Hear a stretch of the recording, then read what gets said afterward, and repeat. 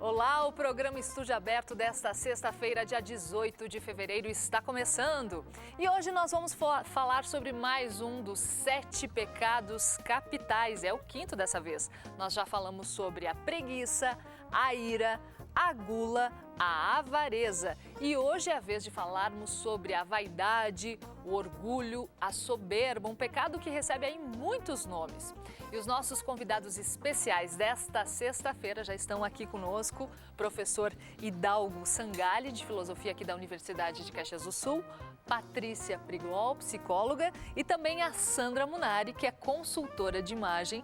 Todos eles vão estar debatendo com a gente essa questão da vaidade. E você que está em casa pode participar ao vivo aqui com a gente desse debate, dessa discussão sobre a vaidade, fazer alguma pergunta aí para os nossos convidados. Sabe como? É só ligar para o nosso telefone 3218-2194, aqui da UX TV. Ligue, participe. Bom, nós vamos começar então falando sobre essa questão da vaidade. Professor Hidalgo, na filosofia, qual é o conceito da vaidade? Bem, antes de mais nada, é um prazer estar aqui. O prazer é nosso recebê-lo. Também ao cumprimentá-las, também aos ouvintes, aos telespectadores, enfim.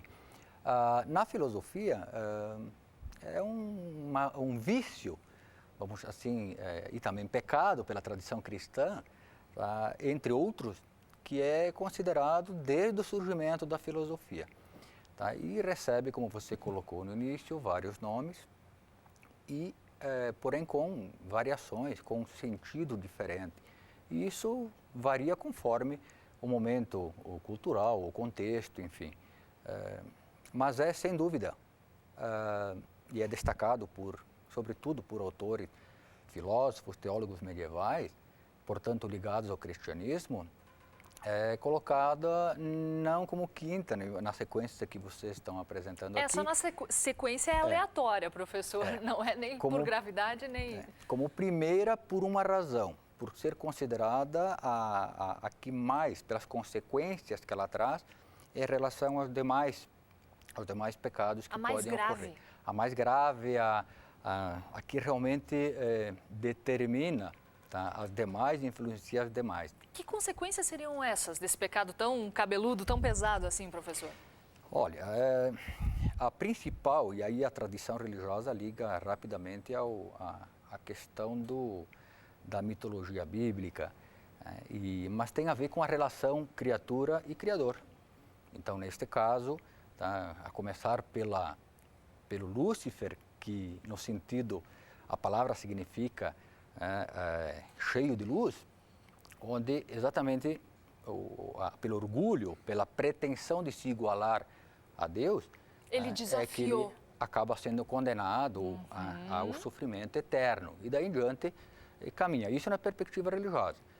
Agora, na perspectiva filosófica, sobretudo na tradição grega, bem, aí como os demais vícios, é um tipo de sentimento ou de disposição da psique ou da alma, enfim, anímica, que assim como as virtudes, ela vai moldando, ou melhor, vai determinando o comportamento, a ação, as decisões do ser humano.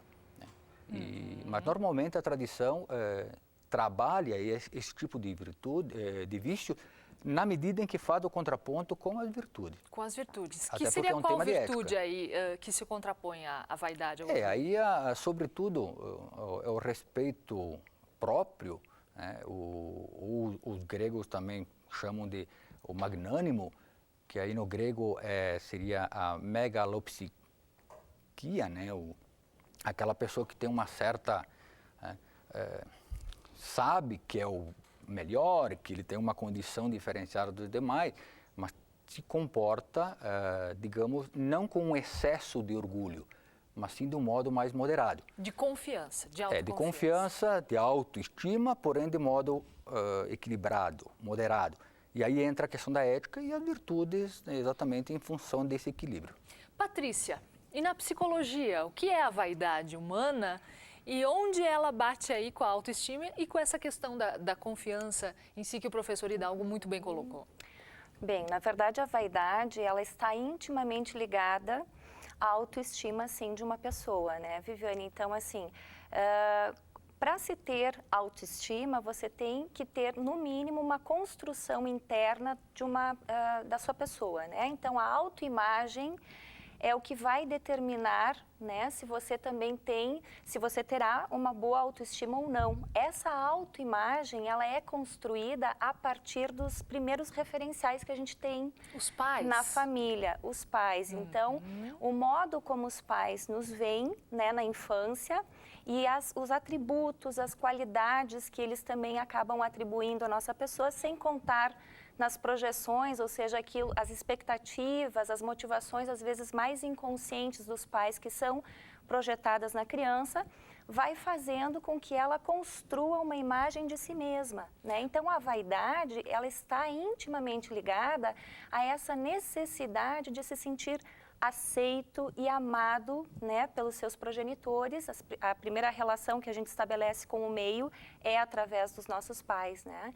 Então, e uma necessidade psicológica que todos nós temos desde o início da nossa vida é a aceitação, né? A gente busca aceitação pelo amor que a gente vai conquistando, mas a vaidade é um disfarce do orgulho. É um exagero, né? É algo que já passou daquela busca pela aprovação de um grupo, eu imagino né? Mas isso dá muito pano para manga ainda. É verdade. E a gente convidou a Sandra porque faz 20 anos, né, Sandra, que você trabalha com a vaidade, de certa forma, é tua matéria-prima, né? Com certeza. Em primeiro lugar, um prazer, obrigada pelo convite, estar aqui representando um grande papel na construção do ser humano, que é a vaidade. E poder falar um pouquinho dela no sentido da arte, né? Como a arte pode transpor essa qualidade e transformar esse pecado em virtude. Porque, como bem falou a Patrícia e o professor, eu acho que a arte consegue traduzir com a simbologia da imagem, né, essa autoestima, essa construção interna que foi comentada.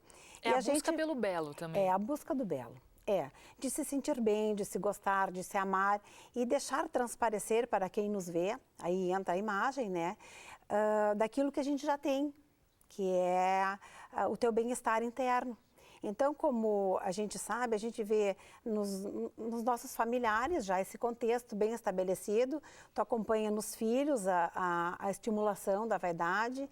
E a arte traz, então, através de um bom elemento visual, né, como um ponto de equilíbrio para trazer essa vaidade de forma benéfica, né, trabalhando o bom senso, trabalhando o equilíbrio, mostrando o teu potencial ou o melhor de ti, digamos assim, através de uma maquiagem, de um bom corte de cabelo, de tu poder refletir na tua imagem. Da roupa adequada também que se usa, né? Exatamente, aquele perfil que tu vai externar, né, que compõe o vestir, o acessório, a maquiagem, o corte, toda essa imagem vista pelo outro e por ti mesmo no espelho. Então, um pouco de vaidade significa até cuidado com a nossa pessoa, com a nossa imagem. Com certeza. Isso aí tem a ver muito com a autoestima. E hoje ela entra, inclusive, numa questão que se passa um pouquinho pela ética, ela chega a ser uma qualidade. Porque as pessoas se perdem um pouquinho no cuidar-se, né?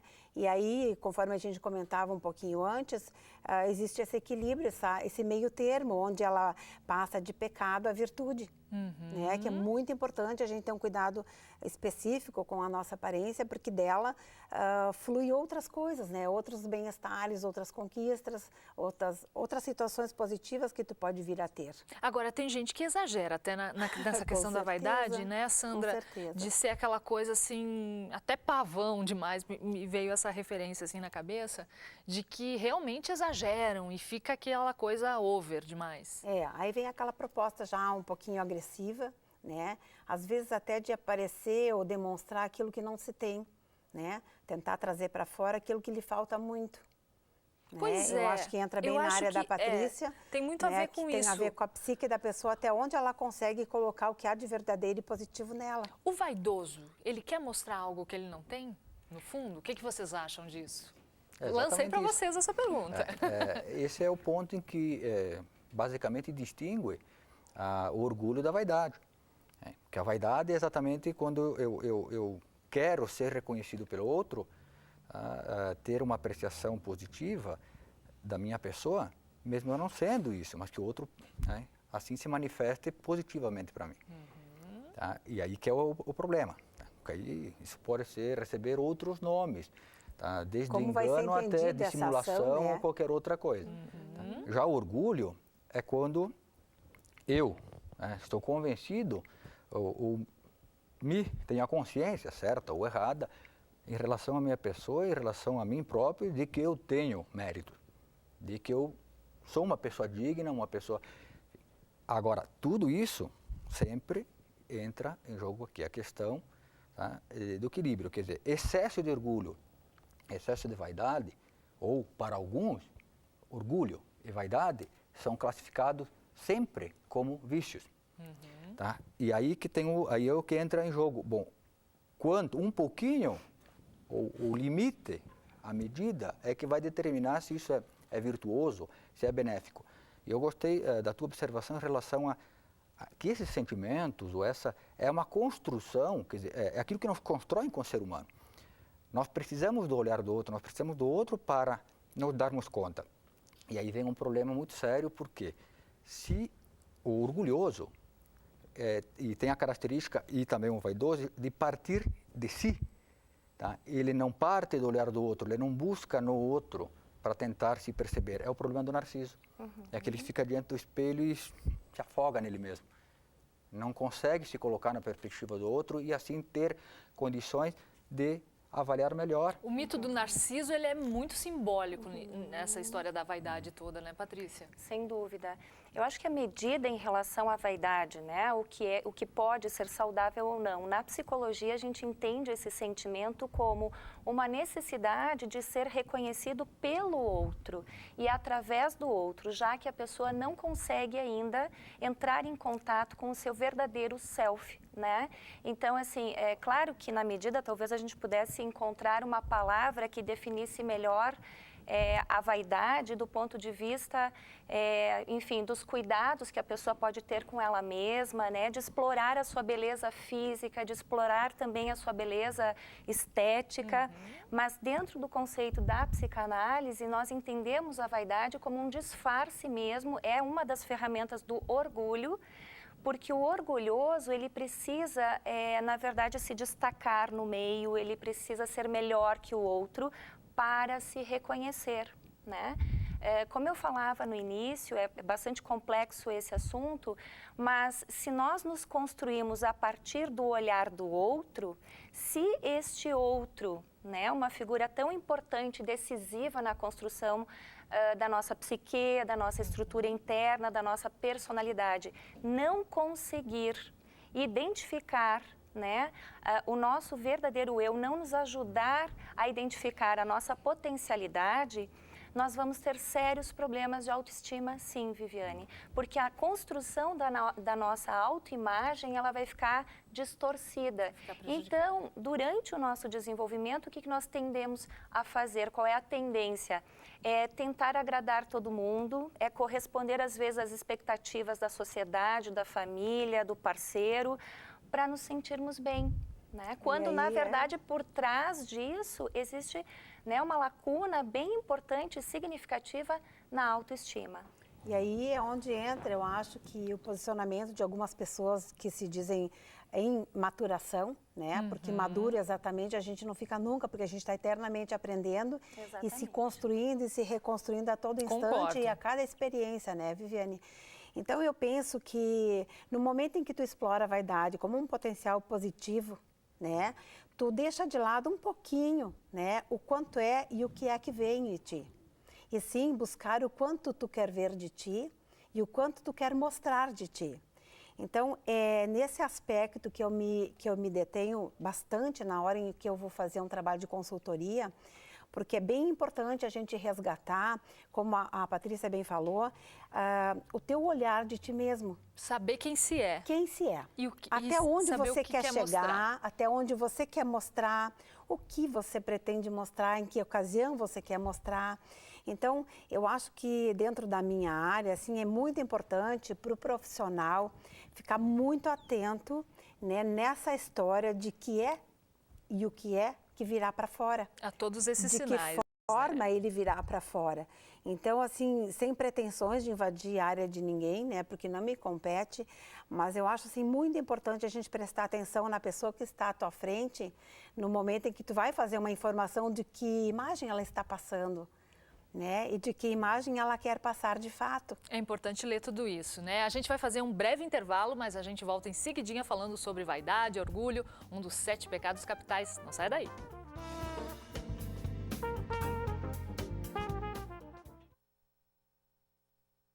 Dessa questão de pecado. Vamos lá. 5, 4, 3, 2, 1.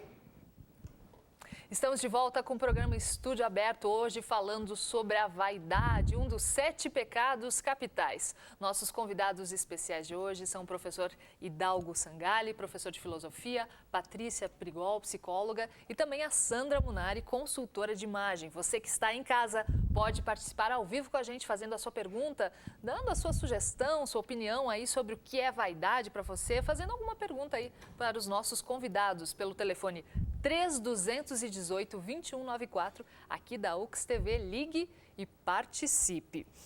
Agora, professor Hidalgo, existe essa questão da vaidade intelectual também, né? Existe. Existe, assim como o próprio orgulho, são sentimentos comuns, básicos do ser humano. Isso ninguém escapa. Tá? Não é, o que pode diferenciar é o fato do intelectual teria mais oportunidade e chance de dar-se conta, tá, desse sentimento, disso que ele carrega em relação a alguém que não seja um intelectual. Tá? Mas eu volto a insistir num ponto que eu já mencionei. Tá?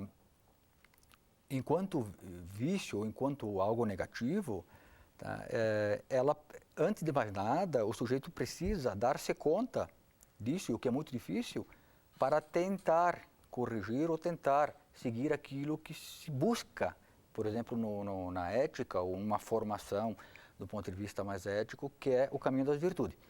Tá? E muitos, para ter uma ideia, contrapõem, e principalmente na tradição cristã, a humildade. E será que o vaidoso se dá conta disso? Será que ele aceita críticas? O que vocês pensam sobre isso?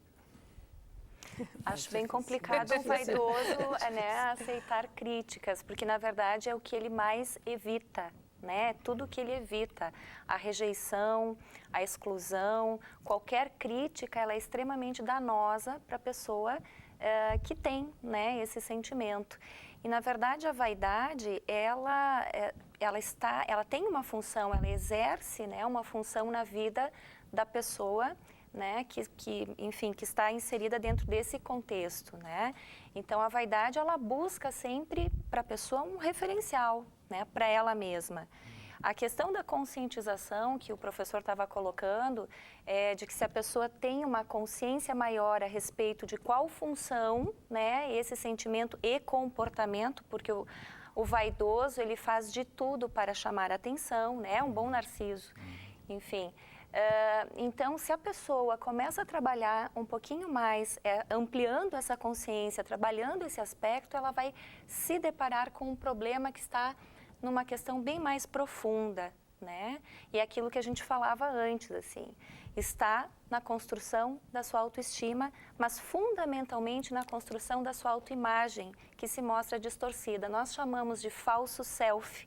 É uma pessoa que não conhece a si mesma, né? Porque, na verdade, não teve muito essa experiência de que um outro, ou na relação com o outro, ela poderia, né, Viviane, identificar qualidades, atributos, valores que são da sua essência, né? Fica muito na superficialidade. Então, este ego apresenta essas dificuldades. Uhum. Temos uma pergunta de um telespectador. Ele não quis entrar ao vivo aqui, mas eu vou fazer. Vou interromper vocês, perdão. O Júnior de Souza, e eu vou lançar essa pergunta a todos vocês. Perguntou se a depressão tem algo a ver com o orgulho ou com a soberba. Talvez seja mais na tua área, né, Patrícia? Vamos direcionar para você. Sim, na verdade, a gente se depara o tempo todo com pessoas que quando estão num processo terapêutico, né, por trás de todo esse falso self, que na verdade é um mecanismo de defesa que elas fazem uso, né, são os disfarces, são as máscaras que elas se utilizam para, na verdade, se relacionar com o outro. Mas num processo de autoconhecimento, elas vão se dando conta, né, que existe ali uma ferida narcísica importantíssima, né, e muitas vezes elas estão num processo já depressivo, porque tudo aquilo que faz parte do universo do seu eu verdadeiro e que tem a ver com seus reais desejos, com as suas motivações, tudo isso ele se mostra, na verdade, oculto, né? A pessoa tem uma grande dificuldade de colocar em prática aquilo que ela realmente deseja, ela não permite que o seu desejo venha à tona, porque a maior busca do vaidoso é conquistar a aceitação do outro. E para isso ele entra num processo de sujeição, às vezes até de humilhação. Se sujeitando, né, à vontade do outro, para se sentir reconhecido. Na verdade, até ele está num processo até de despersonalização. Muitas vezes as pessoas que já estão nesse estágio, né, de uma depressão inicial, numa fase de moderada para severa também, elas estão vivenciando o que nós chamamos de despersonalização, né? Porque elas não se conhecem, poucas vezes elas se sentem à vontade para colocar em prática aquilo que faz parte do projeto de vida delas, né? Aquilo que é delas mesmo, né? E isso faz com que elas se deprimam muito e entrem até num processo depressivo. Ok, obrigada pela resposta. Sandra, agora se cuidar, né? De repente uma vaidade mais bonita, talvez a gente possa olhar positivamente essa questão da vaidade, faz bem, né? Faz muito bem. E uma coisa que a gente comenta bastante nesse assunto é assim, ó, hoje em dia, né, convenhamos que com tanta evolução nessa área do perfil visual, não existe alguém feio, não existe alguém mal preparado, né? Existe alguém talvez mal informado sobre aonde buscar o seu melhor e trazer esse seu melhor para fora. Descobrir o seu potencial e trazer esse potencial de forma perceptiva, né? Mostrando, bom, poxa vida, eu não tenho todo aquele perfil que a mídia mostra como sendo um padrão de beleza, tudo bem, mas eu tenho uma qualidade que é um sorriso que fala, então vamos melhorar essa qualidade, vamos trazer nela a tua porta de entrada. Os pontos fracos e fortes. A tua força, a tua aceitação passa a ser o teu sorriso belo, conquistante, comunicante, falante. Ou então, bom, eu não tenho tudo isso porque eu não acredito muito no meu sorriso, mas então eu tenho um olho que também é muito expressivo. Então vamos trabalhar esse olhar. Valorizar. Fazer com que ele seja a tua porta, né? E desta porta, então, abra realmente as possibilidades dele se ver bem, dele ser visto bem, né?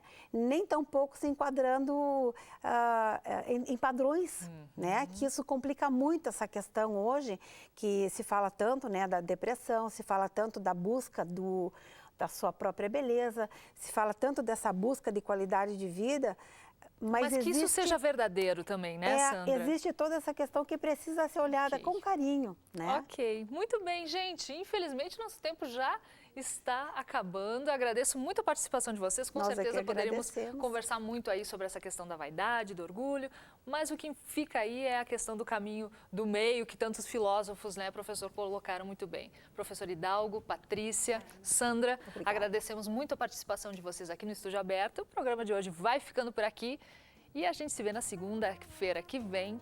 Um excelente final de semana para você. Até lá!